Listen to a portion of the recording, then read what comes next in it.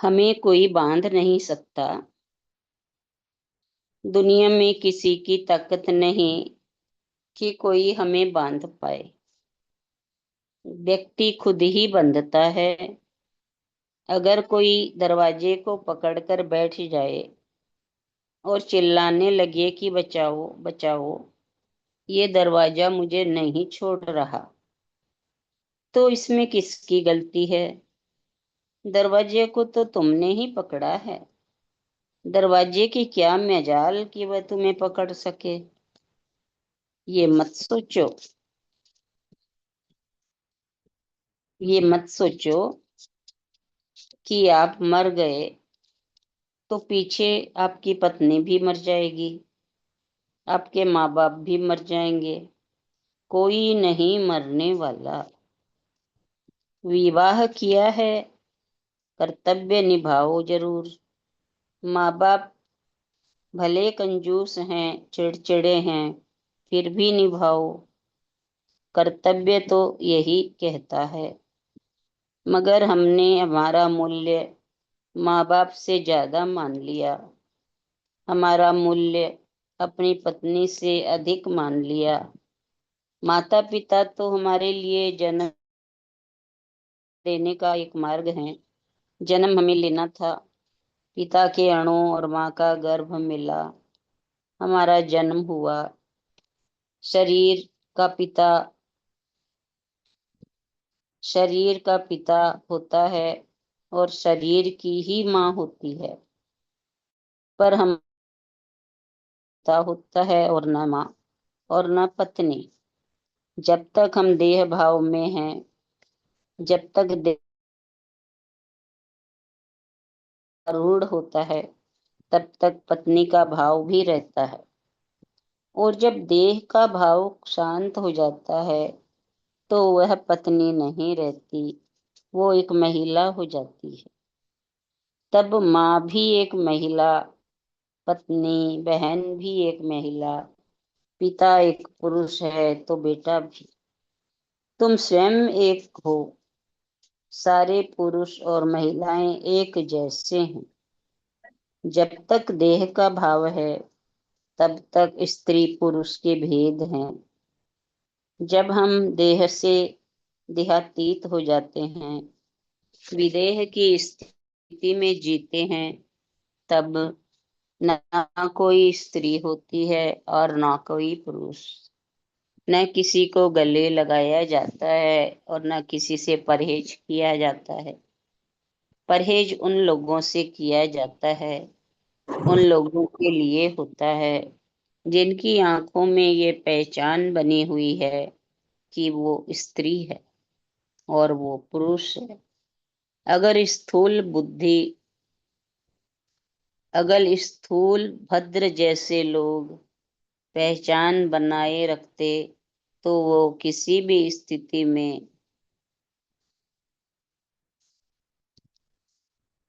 प्रवास नहीं कर पाते।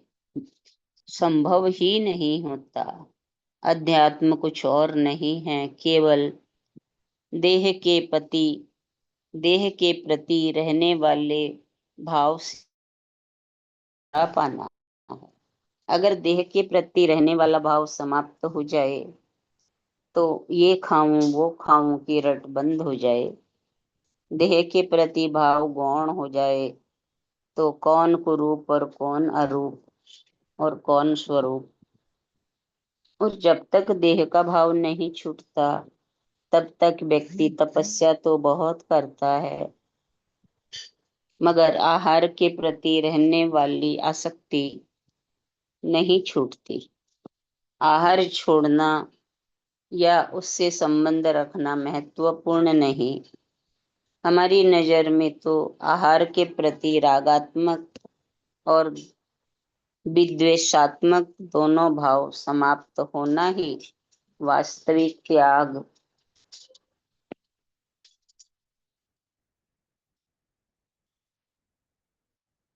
वास्तविक त्याग तपस्या है।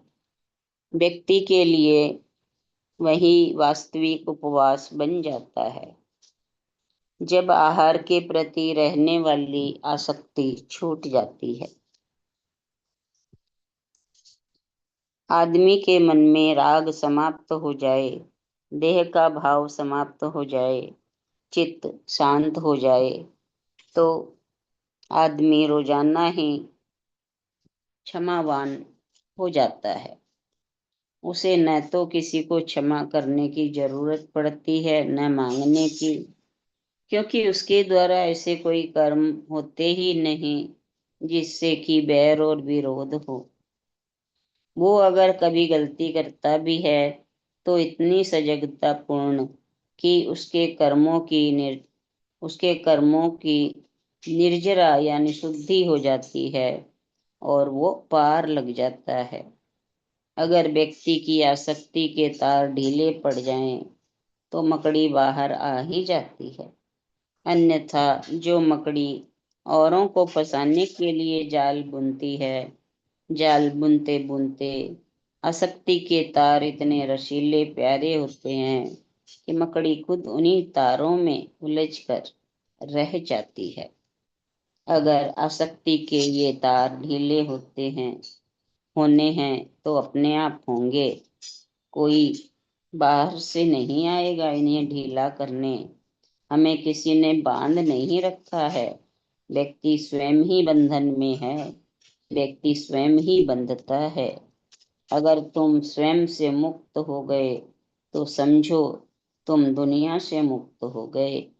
पार तुम्ही को लगना है, इसलिए लंगर तुम्हें ही खोलना है। इस काम के लिए कोई बाहर से नहीं आएगा।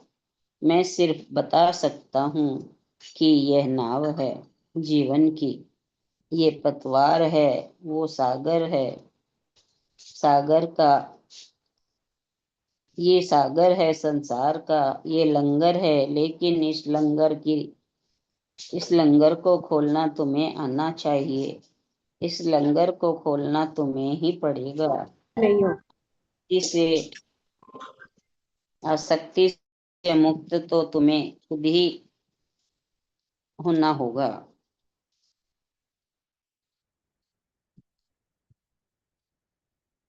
एक छोटी सी स्टोरी बता रहे हैं। एक दिन अर्ध कुमार अनार्य देश का रहने वाला हिंदुस्तान के किसी व्यक्ति ने उसे परमात्मा की प्रतिमा भेजी। इस प्रतिमा को देखकर उसे जाति स्मरण हुआ और पूर्व जन्म भी याद आ गया।